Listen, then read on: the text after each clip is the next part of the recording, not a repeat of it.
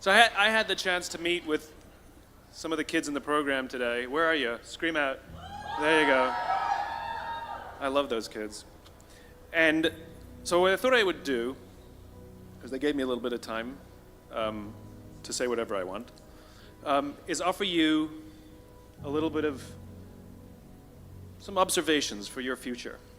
I have 5 little rules that you can follow as you find your spark and bring your spark to life. The first is to go after the things that you want. Let me tell you a story.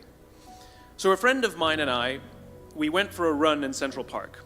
The Roadrunners organization, on the weekends, they host races. And it's very common at the end of the race, they'll have a sponsor who will give away something, apples or bagels or something. And on this particular day, when we got to the end of the run, there were some free bagels. And they had picnic tables set up, and on one side was a group of volunteers.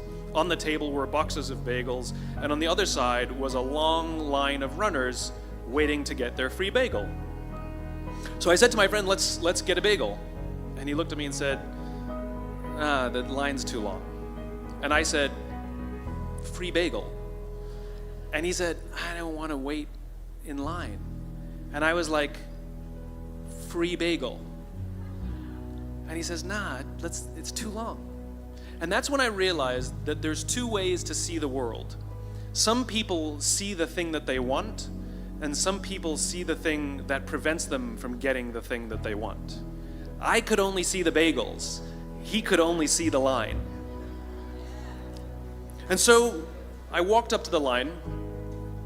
I leaned in between 2 people, put my hand in the box, and pulled out 2 bagels. And no one got mad at me, because the rule is you can go after whatever you want. You just cannot deny anyone else to go after whatever they want. Now, I had to sacrifice choice. I didn't get to choose which bagel I got. I got whatever I pulled out, but I didn't have to wait in line. So the point is you don't have to wait in line. You don't have to do it the way everybody else has done it. You can do it your way. You can break the rules. You just can't get in the way of somebody else getting what they want. That's rule number 1. Rule number 2. I like this one.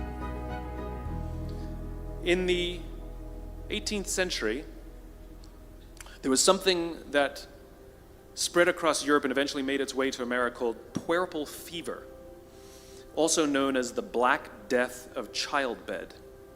Basically what was happening is women were giving birth and they would die within 48 hours after giving birth. This Black Death of childbirth was the ravage of Europe, and it got worse and worse and worse over the course of over a century. In some hospitals, it was as high as 70% of women who gave birth who would die as a result of giving birth. But this was the Renaissance.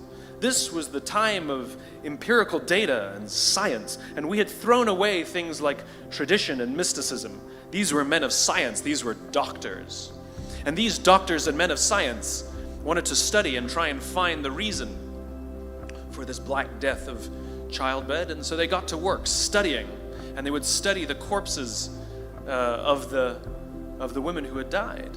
And in the morning they would conduct autopsies, and then in the afternoon they would go and deliver babies and finish their rounds. And it wasn't until somewhere in the mid-1800s that Dr. Oliver Wendell Holmes, father of Supreme Court Justice Oliver Wendell Holmes, realized that all of these doctors who were conducting autopsies in the morning weren't washing their hands before they delivered babies in the afternoon. And he pointed it out and said, guys, you're the problem.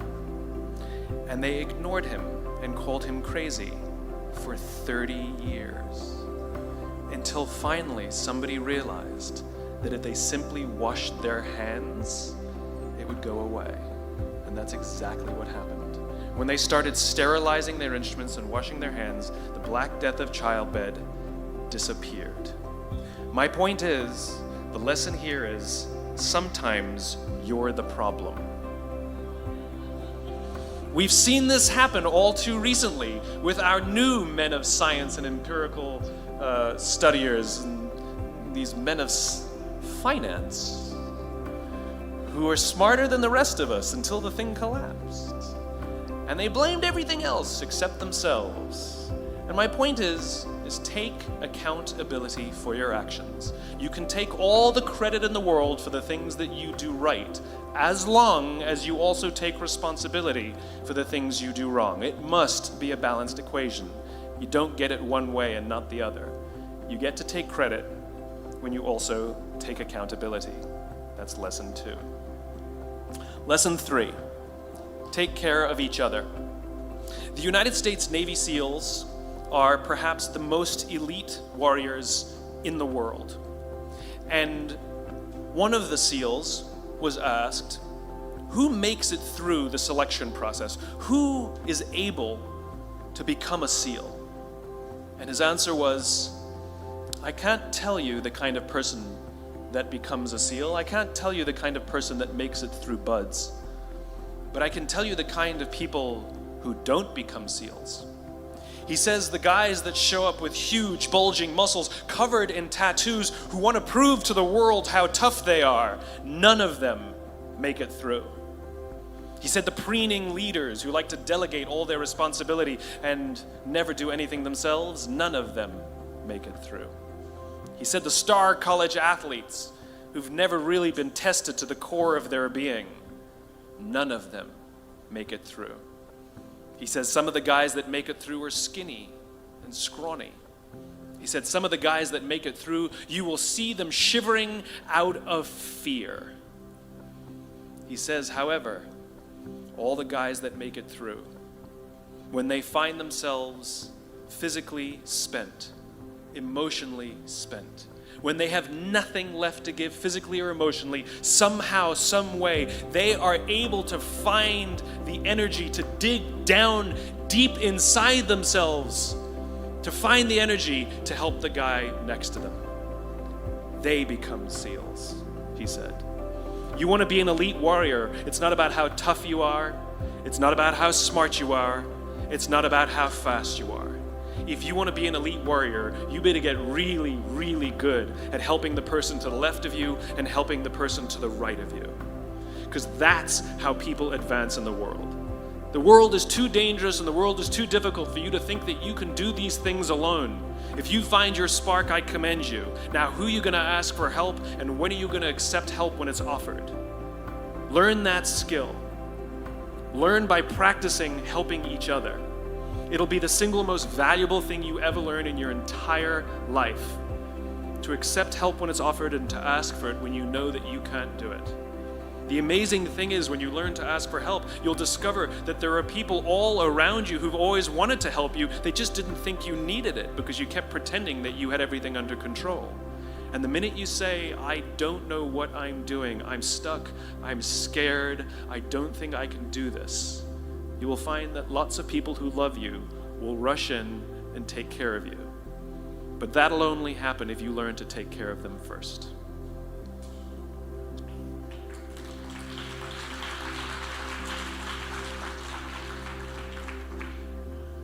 Lesson 4. Nelson Mandela is a particularly special case study in the leadership world because he is universally regarded as a great leader. You can take other personalities, and depending on the nation you go to, we have different opinions about other personalities. But Nelson Mandela, across the world, is universally regarded as a great leader. He was actually the son of a tribal chief. And he was asked one day, how did you learn to be a great leader? And he responded that he would go with his father to tribal meetings. And he remembers two things when his father would meet with other elders. One, they would always sit in a circle. And two, his father was always the last to speak. You will be told your whole life that you need to learn to listen. I would say that you need to learn to be the last to speak. I see it in boardrooms every day of the week. Even people who consider themselves good leaders, who may actually be decent leaders, will walk into a room and say, here's the problem, here's what I think, but I'm interested in your opinion, let's go around the room. It's too late. The skill to hold your opinions to yourself until everyone has spoken does two things. One, it gives everybody else the feeling that they have been heard. It gives everyone else the ability to feel that they have contributed. And two, you get the benefit of hearing what everybody else has to think before you render your opinion. The skill is really to keep your opinions to yourself. If you agree with somebody, don't nod yes.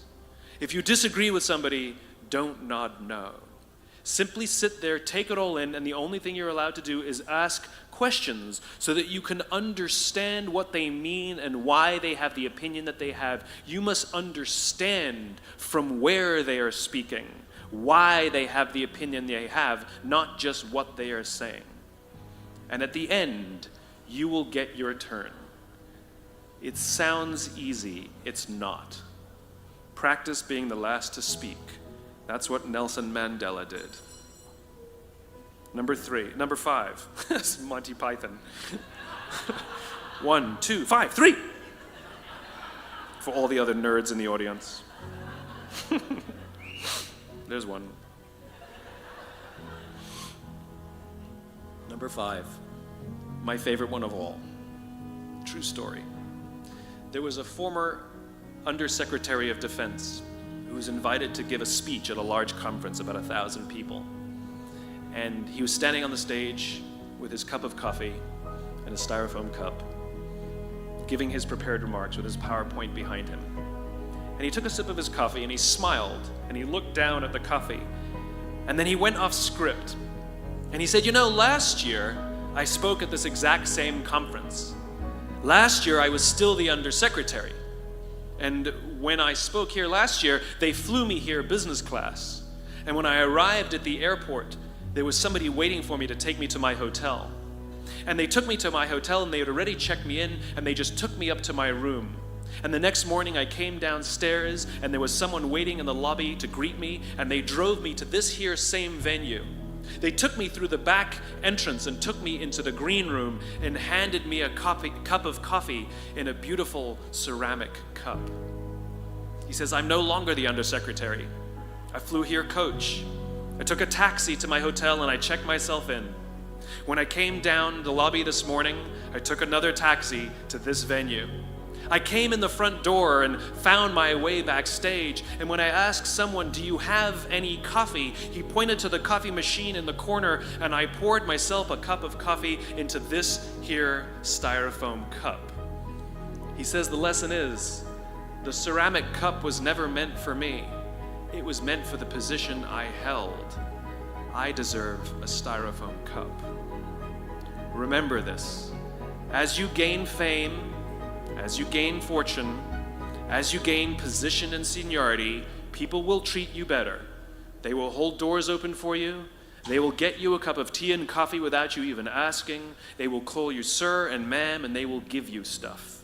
None of that stuff is meant for you. That stuff is meant for the position you hold.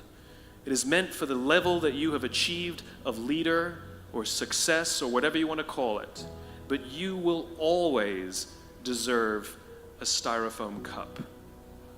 Remember that. Remember that lesson of humility and gratitude. You can accept all the free stuff. You can accept all the perks. Absolutely, you can enjoy them. But just be grateful for them and know that they're not for you. I remember getting off the Acela. I took the Acela from New York to Washington, D.C. And I got off the train like everybody else. And I was walking down the platform like everyone else, and I walked past General Nordy Schwartz, who used to be the Chief of Staff of the United States Air Force, the head of the Air Force. And here I did, you see a guy in a suit, schlepping his own suitcase down the platform just like me. And just a couple months ago, he was flying on private jets and he had an entourage, and other people carried his luggage. But he no longer held the position. And so now he got to drag his own suitcase. And never did it sort of remind me more that none of us deserve the perks that we get. We all deserve a styrofoam cup. It was a pleasure meeting you guys this afternoon. I was blown away by your honesty and your curiosity and your poise.